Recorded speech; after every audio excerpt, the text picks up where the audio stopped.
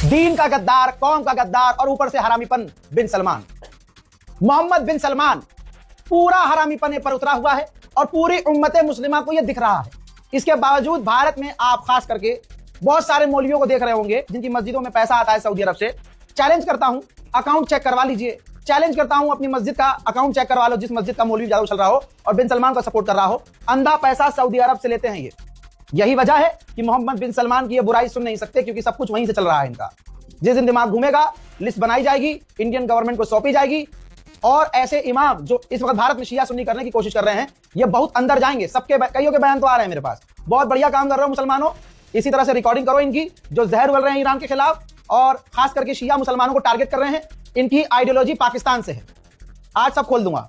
बहुत बड़ी बात बोल रहा हूं, इनकी आइडियोलॉजी पाकिस्तान से है। पाकिस्तान के जो आप देख रहे हैं तहरीक तालिबान पाकिस्तान, अल कायदा, ये जो एक एक समुदाय को निशाना बनाते हैं शिया समुदाय को, ठीक वैसे ही भारत के अंदर कई मौलवी हैं लंबी दाढ़ी वाले जिनके पीछे लाखों लोग नमाज पढ़ते हैं।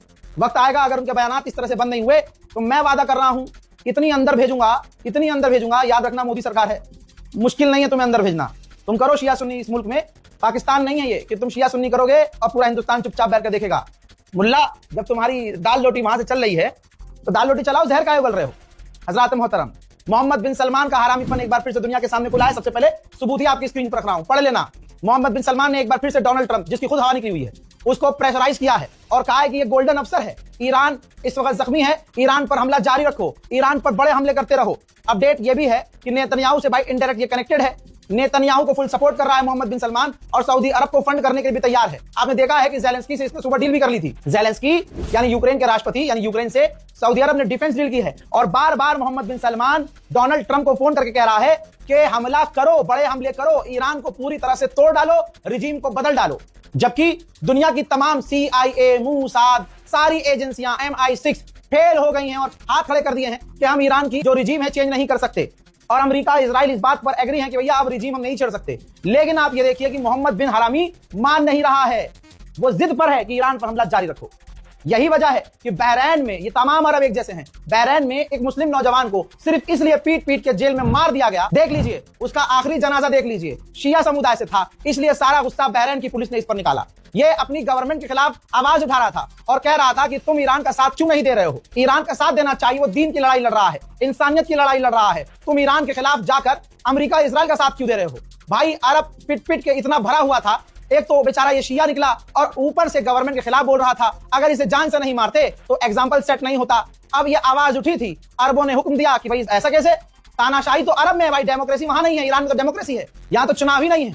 एक नौजवान शख्स को पीट पीट कर कत्ल कर दिया। अब बहरैन के लाइव अपडेट में आपको बता दूं कि बहरैन में जनता सड़कों पर है, इंटरनेट बंद किया जा रहा है, वीडियो अगर कोई बना रहा है तो वीडियो उसके ब्लॉक किए जा रहे हैं, उसको गिरफ्तार किया जा रहा है। बहरैन में इस नौजवान के कत्ल के बाद बहरैन का शिया हो या सुन्नी हो, सब एक साथ गवर्नमेंट के खिलाफ सड़कों पर आ चुके। ईरान को वार्न किया गया है अमेरिका के द्वारा। अमेरिकी ऑफिशियल ने कहा है कि ईरान के पास बेस्ट चांस है वो अमेरिका के वाइस प्रेसिडेंट से बात करके डील कर लें, वरना कोई चांस नहीं बचेगा। लेकिन मेरे दोस्तों, ये तो एक तरफा बात है। सुअर खुद कह रहा है कि हमें हमला करना है, फिर सुअर खुद कहता है कि हमें बात करनी है। इसी वजह से ईरान के सुप्रीम लीडर मुश्तबा खामनाई की तरफ से यह अपडेट आया था और आपको बता चुका हूं कि वो बात नहीं करना चाहते। आइए अब मैं बताता हूं कि दुनिया की तेल लगाकर कैसे बजा रहा है अकेला ईरान। ये देखिए ऑस्ट्रेलिया की तस्वीर है, लाइव अपडेट दे रहा हूं। सबसे पहले ऑस्ट्रेलिया का अपडेट मैंने दिया था। ऑस्ट्रेलिया के अंदर 8 रिफाइनरीज थी, सब बंद हो चुकी है, सिर्फ 2 रिफाइनरी काम कर रही है। 500 से 600 पेट्रोल पंप, डीजल बंद हो चुके हैं, डीजल पंप, पेट्रोल पंप बंद हो चुके हैं। पूरा ऑस्ट्रेलिया इस वक्त परेशान है। उधर ईरान की बड़ी कामयाबी, और ईरान को डे 1 से मैं ये एक मैसेज देना चाह रहा हूं कि इसी पर आपको काम करना है, इंटरनल सिक्योरिटी पर ज्यादा काम करना है। ईरान को बड़ी कामयाबी की है वीडियो जारी, मूसाद के एक एजेंट को गिरफ्तार कर लिया है। जी हां, उसका कबूलनामा का वीडियो, उसके फोन में जो डेटा, चैट, उसके टेलीग्राम, उसका व्हाट्सएप, इंस्टाग्राम सब कुछ चेक किया गया है। काफी संदिग्ध जानकारियां मिली हैं। मूसाद के लिए काम कर रहा था और उसने कबूल किया है कि हाँ मैं मूसाद के लिए काम कर रहा हूं। तो ईरान को यह बड़ी कामयाबी मिली है। ईरान को इंटरनल सिक्योरिटी पर ज्यादा ध्यान देना होगा। उधर ईरान ने खुद तस्वीर जारी की है कि हमने अमेरिका की एक मिसाइल को इंटरसेप्ट किया है। ईरान में जो लोगों को उम्मीद देकर भड़का रहा था, जिसे दूध में मक्खी की तरह निकाल कर फेंक दिया है अमेरिका ने, पहलवी, रजा पहलवी, देखिए ईरान में क्या है उसकी हालत। गधे के ऊपर, गधे को कपड़ा पहनाकर, गधे के ऊपर उसकी तस्वीर लगाकर, यानी गधा माना जा रहा है पहलवी को, क्योंकि जाहिर सी बात है पहलवी का इस्तेमाल किया अमेरिका ने। खूब लोगों को भड़कवाया, फारसी में बयान दे रहा था कि सड़क पे आओ, प्रदर्शन करो, ये करो, और उसको लॉलीपॉप दिया हुआ था अमेरिका ने कि हम तुम्हें ईरान का राष्ट्रपति बनाएंगे। अब उसके बाद जब खामनाई को शहीद कर दिया, ये ऑपरेशन में फेल हो गए, सरकार नहीं गिरी, और ऊपर से फिर डोनाल्ड ट्रंप ने कह दिया कि मैं ईरान के अंदर ही किसी ऐसे व्यक्ति की तलाश में हूं जो वहां का सुप्रीम लीडर बन सके। पहलवी के मुंह पर तमाचा लगा, दूध में से मक्खी की तरह निकाल के फेंक दिया, पूरी दुनिया में गधा साबित रजा पहलवी हुआ। मैंने 2 दिन पहले बता दिया था कि अब ईरान पर हमले तेज हो जाएंगे। करमनशाह के इलाके पर अमेरिका और इजराइल ने जमकर हमला किया, जिसमें 13 आम लोगों की मौत हुई और 20 घायल हुए। जो जर्मनी का चांसलर डोनाल्ड ट्रंप का अब तक पेशाब पीता था, पलटी मार ली है। जर्मनी के चांसलर ने 6ठी मर्तबा सामने आकर कहा है और ऑन मीडिया ऑन रिकॉर्ड कहा है कि ये जंग हमारी नहीं है, जो जंग डोनाल्ड ट्रंप ने शुरू की है ये तमाम कानूनों से अलग है और किसी भी कानून का फॉलो नहीं किया गया है। और जर्मनी के चांसलर ने कहा कि हमला करने से पहले डोनाल्ड ट्रंप ने अमेरिका ने हमसे कोई डिस्कशन नहीं किया था, हमें कोई प्लान शेयर नहीं किया था, तो ये हमारी जंग कैसे हो सकती है। जर्मनी के चांसलर ने अमेरिका को मुंह पर थूक दिया। उधर हुतीज ने बड़ा ऐलान किया है, हुतीज के लीडर खुद आए हैं। हुतीज के लीडर ने सामने वीडियो आकर जारी किया और कहा है कि अगर कोई तीसरा देश ईरान, अमेरिका और इजराइल के अलावा तीसरा देश इस जंग में कूदता है तो याद रखना लाल सागर को लाल कर देंगे, लाल सागर को बंद कर देंगे और हमारी फिंगर ट्रिगर पर है और हम पूरी ताकत से ईरान के समर्थन में जंग में कूद जाएंगे। आप लोगों को याद होगा, आपके भाई ने 8 घंटे पहले अपडेट दिया था, सैटेलाइट तस्वीर दिखाई थी कि सऊदी अरब का प्रिंस सुल्तान एयरबेस डैमेज हुआ है और वहां पर अमेरिका के टैंकर तक तबाह हुए हैं। अमेरिका नहीं मान रहा था। मेरे दोस्तों, डोनाल्ड ट्रंप को बता दिया किसी ने, भाई साहब तुम्हारी कोड रजाकार ने खोल दी है, अब तो सच बोलना पड़ेगा। मजाक कर रहा हूं यार। मेरे दोस्तों, ये रही रिपोर्ट आपके सामने, देख लीजिए। अब अमेरिका ने कबूल कर लिया है कि प्रिंस सुल्तान एयरबेस पे सऊदी अरब में हमारे टैंकर ईरान के हमलों में डैमेज हुए हैं और यह भी मान लिया है कि हमारे कई सारे सैनिक घायल हुए हैं। 1028 दिन हो चुका है आपको लगातार अपडेट देते देते।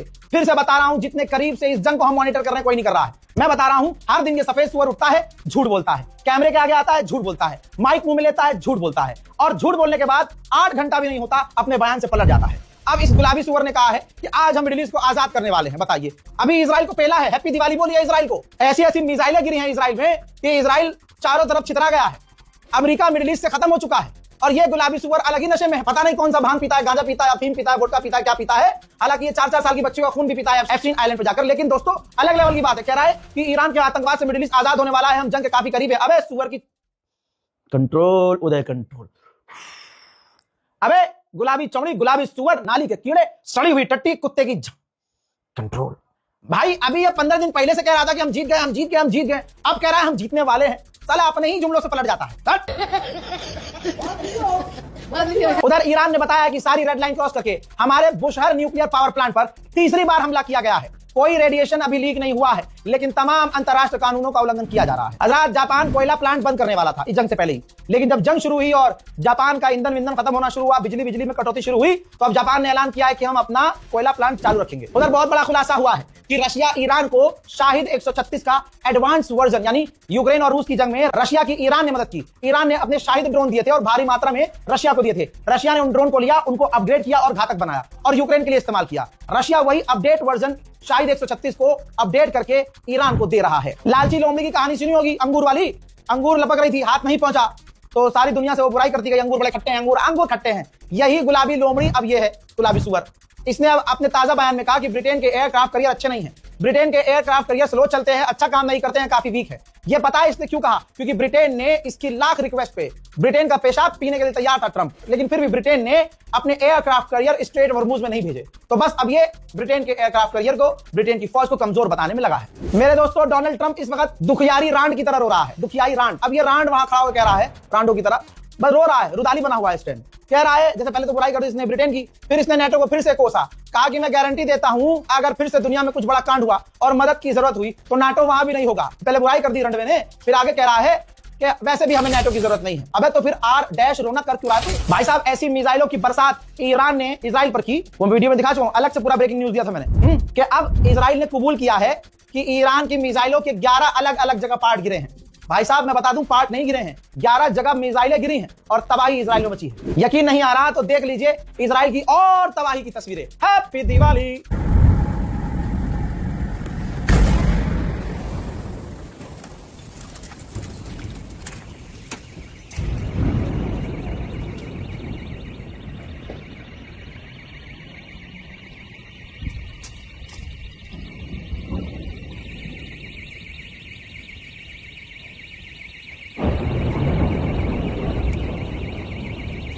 עשו סיבוב רגע גם בחצרות ליד, לוודא שאין פה איזה בלון גז שעוד שנייה יתקלקל. ישראר שפגע בפרי הגאולה, אין נפגעים. עידן, בפיקוד העורף. עזוב אותי מהרסיסים, תסתכל רגע מסביב, לראות גם מהצד השני שאין איזה בלון גז קיבל רסיס. חבלן זיקה?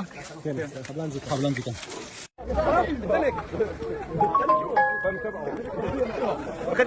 תודה. उधर मेरे दोस्तों ईरान के ऊपर भी, तेहरान पर भी 3 दिन से बड़े हमले हो रहे हैं। नई बात नहीं बता रहा हूं, क्योंकि नेतन्याहू को डर है कि अचानक से ट्रंप हग न दे और सीज फायर तुरंत न कर दे। इसलिए आईडीएफ को आदेश दिया इसने कि जितने बड़े हमले कर सकते हो करो। हज़रात मोहतरम, शेयर कीजिए इस रिपोर्ट को, चैनल को सब्सक्राइब कीजिए, दुआओं में याद रखिए। लगभग 1 महीना 28 दिन तो हो ही गए भैया, कम से कम सब्सक्राइब तो करिए। जय हिंद।